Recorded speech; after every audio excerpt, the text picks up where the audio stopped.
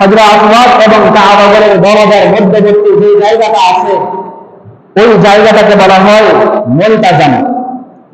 ওই জায়গাটার মধ্যে যে যে নিয়তে দোয়া করবে, যে যে দোয়াটাই করবে, মুলতাজামের মধ্যে আল্লাহ তাআলা বান্দার ওই দোয়াটাকে কবুল করে নেবেন। ওই জায়গার মধ্যে সাধারণত মানুষ বেশিক্ষণ দাঁড়িয়ে থেকে বেশিক্ষণ সেখানে দোয়া করতে পারে না, কারণ সেখানে অনেক ভিড় থাকে। ওই দরজার পর থেকে হযরত আসওয়াদকে স্পর্শ করবে সর্বপ্রথম। মানুষের ভিড়ের কারণে হযরত আসওয়াদকে যদি স্পর্শ করতে সম্ভব না হয়, দ্বিতীয় আরেকটি সুযোগ রয়েছে, সেটা হচ্ছে হাতের মধ্যে কোনো প্রকারের যদি লাঠি থাকে, ওই লাঠির মাধ্যমে হযরত আসওয়াদের মধ্যে লাগাবে এবং লাঠিটাকে নিজে চুম্বন করবে।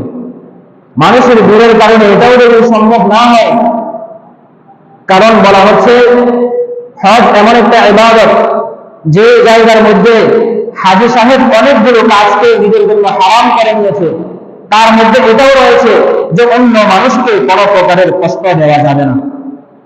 অর্থাৎ সেখানে ভিড় করে মানুষকে কষ্ট দেওয়া, হাত পা লাঠি করা, এমনটা করা যাবে না। তো এমনটা যদি না করি তাহলে তো হযরত আসওয়াদ ধরা সম্ভব হবে না। 2 নম্বর সুযোগও যখন আমরা পাবো না, আরো একটি সুযোগ রয়েছে, সেটা হচ্ছে হযরত আসওয়াদের বরাবর আমরা দাঁড়াবো। হযরত আসওয়াদকে সামনে রেখে আমরা 2 হাতকে উত্তোলন করব, যেটাকে বলা হয় রাফুল ইয়াদাইন। 7 জায়গার মধ্যে হাত উত্তোলন করার কথা বলা আছে, তার মধ্যে থেকে এটা একটা। হযরত আসওয়াদকে সামনে রেখে আমরা হাতকে উত্তোলন করব। তখন আমরা জবান দ্বারা বলবো আল্লাহু আকবার, তারপরে বলবো লা ইলাহা ইল্লাল্লাহ, তারপরে তালবিয়া করতে করতে আমরা হযরত আসওয়াদের ডান দিকে অর্থাৎ কাবাগরের দরজার দিকে রওনা হব। কাবাগরের দরজার দিক দিয়ে আমরা তাওয়াফ আরম্ভ করে দেব। 7 চক্করে এক তাওয়াফ, 7টা চক্কর দেওয়ার পরে হবে এক তাওয়াফ। তাওয়াফ শুরু হবে হযরত আসওয়াদ থেকে, আবার তাওয়াফ শেষ হবে হযরত আসওয়াদের মধ্যে এসে।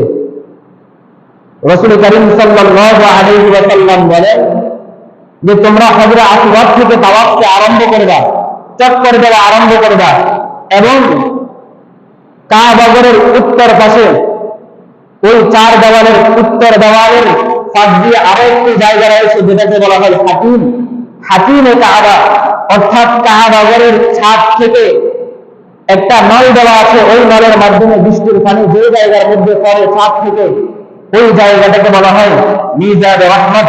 তার ওই পাশ দিয়ে পূর্ব কোণা থেকে পশ্চিম কোণা একটা ঘেরাই দেওয়া আছে।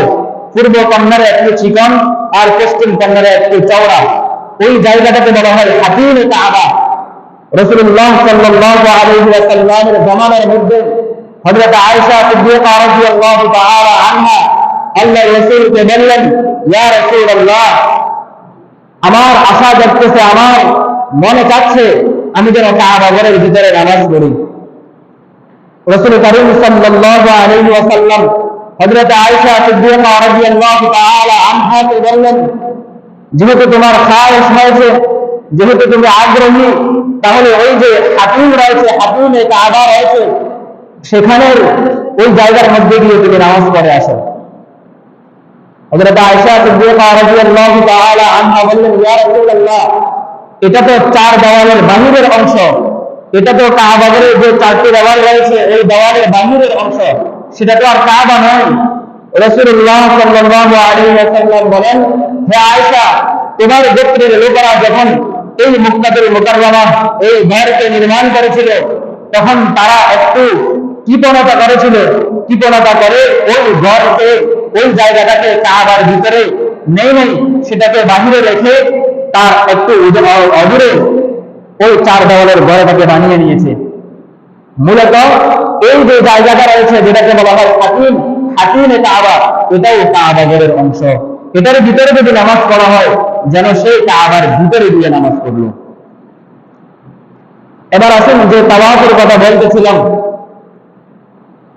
এই হাতিমটা তো হচ্ছে কাবাগরের একদম উত্তর কোণে অবশিষ্ট, কাবাগরের সাথে লাগানো একটা ঘেরাও দেওয়া আছে, একটু উঁচা করে একটু দেওয়াল দেওয়া আছে।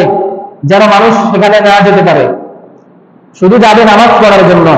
দোনো পাশ দিয়ে একটু জায়গা আছে, দরজা করা আছে, সেখান দিয়ে মানুষ এক জায়গা দিয়ে প্রবেশ করে, ভিতরে নামাজ পড়ে, আরেক জায়গা দিয়ে বের হয়ে যায়। এখন তাওয়াফের মধ্যে যে ব্যক্তি তাওয়াফ করবে, ওই কাবাগরের তাওয়াফ করবে, সে এই হাতিমে কাবার বাহির দিয়ে তাওয়াফ করবে, কারণ এটা এই হাতিমে কাবাটাও কাবার অংশ। যদি কেউ এই দরজার ভিতরে দিয়ে, হাতিমের ভিতরে দিয়ে তাওয়াফ করে ফেলে, তাহলে সে যেন কাবাগরের ভিতরে দিয়ে তাওয়াফ করে ফেলল, যেটা জায়েজ নেই। ওই কাবাগরের চারটি কোণার নাম, প্রথম পূর্ব দেওয়ালের দক্ষিণ কোণের নাম হচ্ছে হজরে আসওয়াদ, যেখানে হজরে আসওয়াদ অবশিষ্ট। তারপরে পূর্ব দেওয়ালের উত্তর কোণে ওই কর্নারটাকে বলা হয় রুকনে ইরাকি। তারপরে পশ্চিম কোণে, পশ্চিম কোণার উত্তর কোণে যে কোণাটা রয়েছে সেটাকে বলা হয় রুকনে শাম। আবার পশ্চিম কোণে দক্ষিণ কোণা যেটা রয়েছে সেটাকে বলা হয় রুকনে ইয়ামানি। রাসূলুল্লাহ সাল্লাল্লাহু আলাইহি ওয়াসাল্লাম বলেন, তোমরা যখন হজরে আসওয়াদ থেকে তাওয়াফ আরম্ভ করবা, হজরে আসওয়াদকে স্পর্শ করার যে তিনটা পদ্ধতি বলা আছে, এই তিন পদ্ধতির যে কোনো একটা পদ্ধতি অবলম্বন করে তুমি যখন রুকনে ইয়ামানের মধ্যে আসবে, হজরে আসওয়াদের অপোজিট যে কর্নারটা রয়েছে ওই কর্নারে আসবে, তখন তুমি ওই কর্নারটার মধ্যে ইস্তেলাম করবে, অর্থাৎ স্পর্শ করবে। স্পর্শ করা আগের মতো হজরে আসওয়াদ যেরকম মানুষের ভিড়ের কারণে স্পর্শ প্রথমে না করতে পারলেন, হাতের মধ্যে যা আছে তা দিয়ে স্পর্শ করবে এবং মুখে চুম্বন করবে। দ্বিতীয়, এটা যদি সম্ভব না হয়, তৃতীয়ত তাকে সামনে রেখে হাত উত্তোলন করে আল্লাহু আকবার বলবে এবং লা ইলাহা ইল্লাল্লাহ বলবে। ওই কর্নার থেকে হজরে আসওয়াদের মধ্যে যখন আসবে, তখন তার এক চক্কর হবে। 7 চক্কর দেওয়ার পরে হবে এক তাওয়াফ। রাসূল করিম সাল্লাল্লাহু আলাইহি ওয়াসাল্লাম বলেন, তোমাদের যখন এক তাওয়াফ শেষ হবে, এক তাওয়াফ যখন শেষ হবে, 7 চক্করে এক তাওয়াফ যখন শেষ হবে, তোমরা মাকামে ইব্রাহিমের মধ্যে গিয়ে তোমরা 2 রাকাত সালাত আদায় করবে। এখন আসুন, মাকামে ইব্রাহিম জায়গাটাকে নির্ধারণ যদি করে দেয়, তাহলে মানুষের ভিড়ের কারণে অনেকেই সেখানে স্থান পাবে না নামাজ পড়ার জন্য। এজন্য পরবর্তীতে রাসূলুল্লাহ সাল্লাল্লাহু আলাইহি ওয়াসাল্লাম বলেন, মাকামে ইব্রাহিমের মধ্যে যদি তোমরা নামাজ না পড়তে পারো, তাহলে পুরা কাবাগরের মসজিদে হারামের যেই জায়গার মধ্যে তুমি জায়গা পাও, সেখানে গিয়ে তুমি 2 রাকাত সালাত আদায় করবে। 2 রাকাত সালাত আদায়ের পর তারপরে তুমি ওই যে 7 চক্কর বলেছি, 7 চক্করের মধ্যে আরেকটা কথা আছে, সেটা গত সপ্তাহে বলেছিলাম যে প্রথম 3 চক্করের মধ্যে রমল করবে। রমলটা কি? সেটা হচ্ছে প্রথম যে 3টা চক্কর দিবে, মোট 7 চক্করের মধ্যে প্রথম যে 3 চক্কর দিবে, এই 3 চক্করের মধ্যে হাজী সাহেব তার সীমাগুলোকে এভাবে একদম ভঙ্গ করে, অহংকারের মতো ভঙ্গ করে সীমাগুলোকে লাড়াতে লাড়াতে তাওয়াফ করবে প্রথম 3 চক্কর। এটা আসছে কোথেকে? রাসূলুল্লাহ সাল্লাল্লাহু আলাইহি ওয়াসাল্লাম যখন মদিনাতুল মুনাওয়ারার মধ্যে হিজরত করে গেলেন, মদিনার আবহাওয়ার সাথে সাহাবায়ে কেরামের শরীরের অবস্থা ঠিক ছিল না। অধিকাংশ সাহাবায়ে কেরাম অসুস্থ হয়ে গেল, অধিকাংশ সাহাবায়ে কেরামকে জ্বরে আক্রান্ত করলো, তাদের শরীরের মধ্যে জ্বরের কারণে তারা দুর্বল হয়ে গিয়েছে। এমন অবস্থায় তারা তাদের মৌসুম হজ করতে আসবে, আর ওদিক দিয়ে মক্কার মুশরিকরা বলতেছে যে মুহাম্মদের সাথী সঙ্গীরা এই দেশের কিভাবে হজ করবে, তাদেরকে তো তাদের জ্বরের কারণে তাদেরকে জ্বরে দুর্বল করে ফেলেছে, তারা এই দেশের কিভাবে হজ করবে। রাসূলুল্লাহ সাল্লাল্লাহু আলাইহি ওয়াসাল্লাম সাহাবায়ে কেরামকে বললেন, তোমরা মুশরিকদেরকে দেখিয়ে দিবে, মুশরিকদের সামনে তোমরা জাহির করে দিবে যে আমাদেরকে জ্বরে কোনো প্রকারের দুর্বল করে নাই, আল্লাহ রাব্বুল আলামিনের ইবাদতের মধ্যে আমরা কোনো প্রকারের অলসতা বরদাস্ত করি না। এটা তোমরা তাদের সামনে প্রকাশ করে দিবে। তো তখন থেকে সাহাবায়ে কেরাম যখন রওনা দিয়ে দিলেন, এদিক দিয়ে আল্লাহর হাবিব রব্বুল আলামিনের কাছে দোয়া করলেন, ইয়া রব্বুল আলামিন, আমার সাহাবারা দুর্বল, জ্বরের আক্রান্তের কারণে তারা দুর্বল হয়ে গিয়েছে, আপনি তাদেরকে সুস্থ করে দেন, তাদেরকে সুস্থ সবল করে দেন, তারা যেন সেখানে গিয়ে রমল করতে পারে। আল্লাহ রাব্বুল আলামিন প্রিয় হাবিবের দোয়াকে কবুল করলেন এবং তাদেরকে সুস্থ করে দিলেন। তখন তারা 7 চক্করের মধ্যে প্রথম 3 চক্করের মধ্যে রমল করলেন, মুশরিকদের সামনে জাহির করার জন্য যে মদিনার জ্বরের আক্রান্ত আমাদেরকে দুর্বল করতে পারে নাই। আমরা দ্বীনের ক্ষেত্রে, আমরা শরীয়তের ক্ষেত্রে, রাসূলুল্লাহর বিধানের ক্ষেত্রে, আল্লাহর বিধানের ক্ষেত্রে আমরা সব সময় উজ্জীবিত আছি। আমরা সব সময় সফলতার সাথে আমরা কাজ করে যাব ইনশাআল্লাহ। তো তাওয়াফের পরে 2 রাকাত নামাজ পড়বে, নামাজের পরে গিয়ে সাফা এবং মারওয়ার মধ্যে সাই করবে, দৌড়াবে। দীর্ঘ আলোচনা গত সপ্তাহে বলেছিলাম। যেটা অবশিষ্ট রয়ে গেছে সেটা হচ্ছে, এটা হচ্ছে আফাকি ব্যক্তির জন্য, যে ব্যক্তি আরবি নয়, মক্কার আহলে মক্কা নয়, মক্কার বাহিরে যারা, আরবের বাহিরে যারা, তাদের জন্য একটা তাওয়াফ হচ্ছে, যেটাকে বলা হয় তাওয়াফে কুদুম। তাওয়াফ 3 প্রকার। 1 তাওয়াফে কুদুম, 2 তাওয়াফে জিয়ারত, 3 তাওয়াফে সদর। আফাকি ব্যক্তিরা তাওয়াফে কুদুম করবে। কুদুম অর্থ হচ্ছে আগমন করা, তাহিয়া, হাদিয়া দেওয়া। একজন ব্যক্তি যখন মক্কাতুল মুকাররমার মধ্যে যাবে, একজন ব্যক্তি যখন তার বন্ধুর বাড়িতে আসে মেহমান হিসেবে, তখন কিছু না কিছু হাদিয়া নিয়ে আসে। ঠিক তদরূপভাবে বান্দা যখন আল্লাহর কাছে উপস্থিত হবে, আল্লাহর ঘরের সামনে উপস্থিত হবে, তখন আল্লাহ রাব্বুল আলামিন তার থেকে হাদিয়া চাচ্ছেন।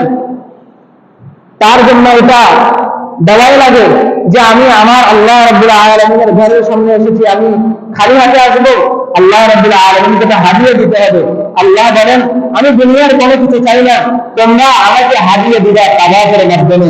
তোমরা যখন মক্কাতুল মুকাররমার মধ্যে আসবা, তখন তোমরা তাওয়াফে কুদুম করবা। এটা রাসূলুল্লাহ সাল্লাল্লাহু আলাইহি ওয়াসাল্লাম বলেছেন।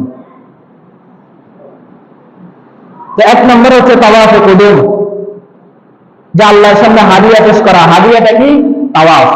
তাওয়াফের মাধ্যমে আল্লাহর কাছে হাদিয়া পেশ করা হয়। তারপরে 7 তারিখ ইমাম সাহেব খুতবা দিবেন, 8 তারিখ ইয়াউমুত তারবিয়া, 9 তারিখ আরাফার দিন, 8 তারিখে ফজরের নামাজ মক্কাতুল মুকাররমার মধ্যে আদায় করবে। ফজরের নামাজ আদায় করে সকল হাজী সাহেবগণ 8 তারিখ দিনের বেলায় মিনাতে চলে যাবে। মিনাতে গিয়ে 5 ওয়াক্ত নামাজ সেখানে পড়বে, যোহর, আসর, মাগরিব, ইশা, পরের দিন ফজর। 5 ওয়াক্ত নামাজ মিনাতে আদায় করার পরে পরের দিন হচ্ছে 9 তারিখ আরাফার দিন। আরাফার দিন ফজরের নামাজ মিনাতে আদায় করে আরাফার উদ্দেশ্যে, আরাফার ময়দানের উদ্দেশ্যে সকলে রওনা দিয়ে দিবে। আরাফাতে এসে যোহর এবং আসর একসাথে পড়বে। যোহর এবং আসর একসাথে পড়বে যোহরের ওয়াক্তের মধ্যে। আসরকে মুকদ্দম করা হবে, আসরের সময় আসার আগে আসরকে পড়া হবে যোহরের সাথে। এটা তখনের জন্য বিধান, সব সময়ের জন্য না, শুধু ওই দিনের জন্য বিধান, 9 তারিখের জন্য, 9 জিলহজের জন্য। কেউ এটা মনে করতে পারবে না যে আরবের মধ্যে গিয়েছি, হজের মধ্যে গিয়েছি, দেখে এসেছি,